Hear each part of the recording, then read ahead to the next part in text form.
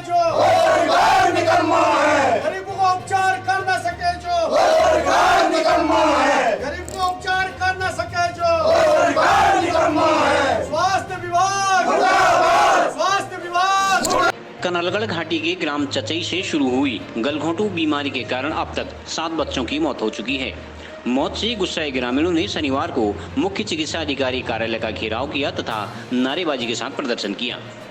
ग्रामीणों ने स्वास्थ्य विभाग पर उपचार में हिला हवाली बरतने का आरोप लगाया है।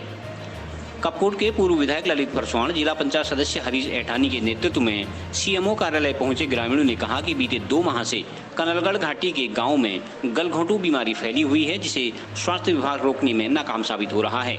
उन्होंने कहा कि शिकायत करने के बाद भी विभाग बच्चों की मौत के सिलसिले को न तो रोक पा रहा है और न ही ढंग से इलाज कर पा रहा है। कांग्रेस ने इसे प्रदेश सरकार तथा स्वास्थ्य विभाग की नाकामी करार देते हुए चेतावनी दी है कि यदि कनलगढ़ घाटी के गांव में बीमारी की रोकथाम नहीं की गई तो उग्र आंदोलन किया जाएगा। इधर मुख्य चिकित्सा अधिकारी डॉक्टर बीडी जोशी ने कहा है कि सूचना मिलने के बाद से समय समय पर गांव में डॉक्टरों की टीम भेजी गई है, ग्रामीणों का इलाज किया जा रहा है।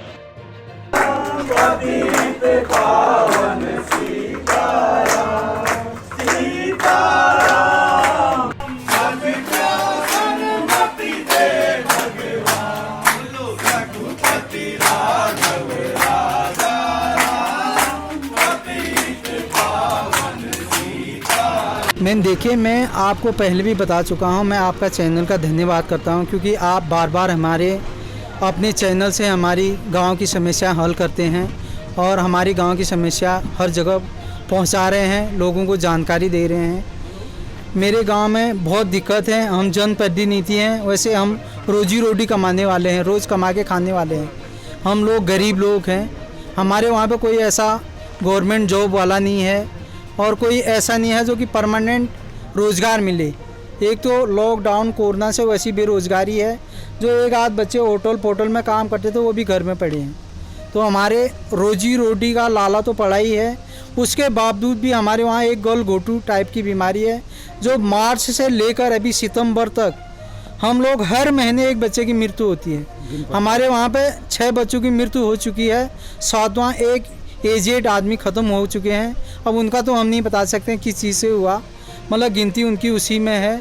और ऐसी परिवार है हमारी, एक बच्चा जो परसों मरा है गौरव, उसके पिताजी 4 महीने पहले ख़त्म हो चुके हैं और उसके 4 बच्चे हैं, 4 लड़कियां 2 लड़के, 6 बच्चे थे। 6 में एक लड़का ख़त्म हो गया, उसका सुबह शाम का खाना तक नसीब नहीं है। लेकिन शासन प्रशासन, माननीय विधायक जी, जिला अधिकारी महोदय, जिला पंचायत अध्यक्ष जी से मैं निवेदन करता हूं कि हमारे गांव में जिन लोगों की मृत्यु हो चुकी है उनको सहायता दिलाई जाए और जो लोग बीमार हैं उनका इलाज सही से सही इलाज कर दिया जाए। सहायता छोड़ो यार, इलाज हो जाए हमारे घर। जो मृत्यु हो चुके हैं उनको थोड़ा बहुत सरकार की तरफ से सहायता दिलाएं तो उसका भी हम धन्यवाद चाहते हैं। आज यहाँ पे किस तरह का आंदोलन कर मैं आज हम लोग इसलिए आए हैं क्योंकि हम सेमू साहब से मिलने आए हैं, यहाँ पे हम धरना में बैठ रहे हैं। उसके बाद भी हमारे गांव में बीमारी का इलाज या हमारी नहीं सुनी गई, फिर हम पूरा कनलगढ़ घाटी आंदोलन शुरू करेंगे। मैम हमें 3-4 घंटे हो चुके हैं, हम यहाँ पे सेमू ऑफिस में बैठे हैं। अभी तक ना सेमू साहब का कोई पता है, ना कोई अधिकारी या कोई कर्मचारी हमें बोला कि आएंगे या नहीं आएंगे। पहले भी कोई कार्रवाई करी थी आपने? जी सर, पहले भी की थी, पहले भी हमारे लोगों को सैंपलिंग हुई, रिपोर्ट आएगी। हमारे स्टार्टिंग में क्या 4 बच्चों को गांव में स्वास्थ्य विभाग की टीम आई, 4 बच्चों को उठा लाए। 4 में से मैं डॉक्टर अब्बास या कुछ बोल रहे थे सरकारी में, मैं उनसे मिला भी। उन्हें बोला यहाँ सरकारी हॉस्पिटल में ले जाएंगे, इलाज होगा, गाँव में कुछ नहीं हो पाएगा। तो हम आए सरकारी हॉस्पिटल के चक्कर में बागेश्वर, हमारे पास टिकट तक नहीं था। तो वहाँ से क्या करते हैं, इन्हें बोला भाई हल्द्वानी ले जाओ। मैं कहा सर आप तो सरकारी हॉस्पिटल के लिए लाए थे गांव से, आप हल्द्वानी क्यों भेज रहे हैं? बोला बेटा यहाँ पे इलाज नहीं हो पाएगा, यहाँ 4 दिन पड़े रहेंगे, हल्द्वानी जाते हुए इलाज हो जाएगा। मैं कहा सर कल तो संडे है, कल कैसे इलाज हो पाएगा? आप तो बोल देंगे कल संडे। बोला संडे मंडे कोई नहीं चलता, कल ही हो जाएगा, कल टेस्ट हो जाएगा। फिर हल्द्वानी जाने के बाद क्या बोलते हैं, ऋषिकेश ले जाओ। जब हमारे पास बागेश्वर आने का पैसा नहीं है तो हम हल्द्वानी से ऋषिकेश कैसे ले जाएँ?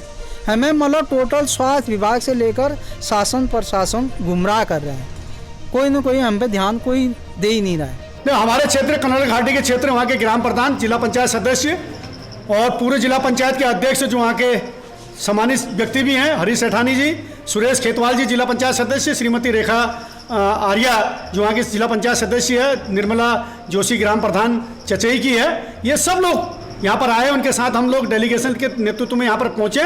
लेकिन स्वास्थ्य विभाग के मुख्य चिकित्सा अधिकारी सुबह से मुख्यमंत्री जी की वीडियो कॉन्फ्रेंसिंग में गए हैं और 3 घंटा 4 घंटा हमको यहाँ पर बैठे हो गए और अभी तक विभाग का कोई कर्मचारी, कोई अधिकारी हमको ये पूछने नहीं आया है कि आखिर आपका दर्द क्या है, आपको किस दर्द की दवा चाहिए। सब अपने अपने कमरों में बैठे पड़े हैं, सब अपने कमरों से नज़ारा देख रहे हैं कि कब कौन सांसद आए हमको सांसद निधि का पैसा दे जाए, कब कौन विधायक आए हमको विधायक निधि का पैसा दे जाए, कब कौन जनप्रतिनिधि आए हमको पैसा दे जाए। इसके अलावा कोई इन कर्मचारी को काम नहीं हो रखा। अगर काम हुआ होता आगे हमसे पूछते कि भाई आप भी विपक्षी दल के लोग हैं, आपको क्या समस्या है, हम उसका समाधान कराते हैं, सीएमओ को बुलाते हैं, लेकिन निकम्मे अधिकारियों को कान में क्यों नहीं देख रहे हैं। अगर ऐसे कर्मचारी अगर काम करने वाले नहीं है, हम तो कह रहे हैं बाहर आए, हम जो विरोध करना होगा वो विरोध हम अपने कार्यकर्ताओं के साथ और जनप्रतिनिधियों के साथ उनका करेंगे। बड़ा दुर्भाग्य की बात है, पूरे कपकोट विधानसभा के कनलगढ़ घाटी जगथाना से लेकर चचई तक, पुड़कुनी तक आज एक अज्ञात बीमारी जिसको गलघोटू बीमारी के नाम से स्वास्थ्य विभाग बुला रहा है। तो आज आप देखेंगे कि निश्चित तौर पर इतनी बड़ी ये आपदा के बाद एक ऐसी आपदा हम लोगों के बीच में आई है इस कोरोना काल में, जिसमें स्वास्थ्य विभाग पूरा लापरवाह है, प्रशासन पूरा लापरवाह है, स्थानीय विधायक जी हमारे लापता हैं। कम से कम मैं इतना पूछना चाह रहा हूँ कि इस अज्ञात बीमारी में अगर आपके जहाँ पर को 8 मासूम बच्चे लोगों के 8 लोगों के घर के चिराग बुझ गए हैं, तो उन गरीब लोगों की सुध लेने वाला कोई नहीं है।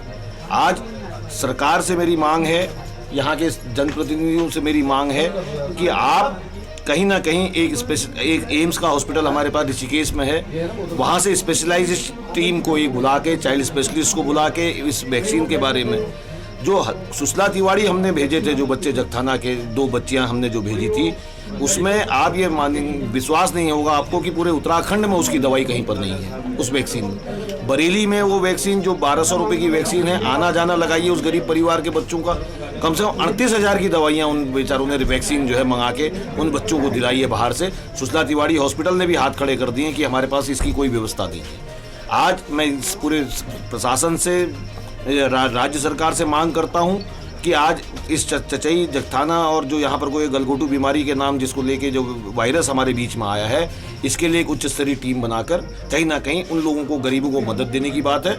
और उन गरीब परिवारों को जिनके परिवार के चिराग, जिनके लड़के, जिनके वो एक्सपायर कर गए, उन लोगों को कहीं ना कहीं सरकार की तरफ से आपदा के मद को देखते हुए 2-2 लाख रुपए या 4-4 लाख रुपए की जो मुआवजे की धनराशि है वो प्रत्येक परिवार को देने का काम सरकार से हमारी ये मांग है। देखिए, इसमें 3 अगस्त को जब सूचना मिली थी, शुरुआत जो है चिचई गांव से हुई थी, तो उस टाइम 2-3 लोगों की डेथ हुई थी, जिनके गांव में सर्वे करने के बाद पता चला था कि वो कहीं प्राइवेट से इलाज कर रहे थे, या कुछ एक बच्चे को हल्द्वानी रेफ़र किया, वहाँ से वो बरेली राममूर्ति रेफ़र हुआ, वहाँ उसकी डेथ हो गई।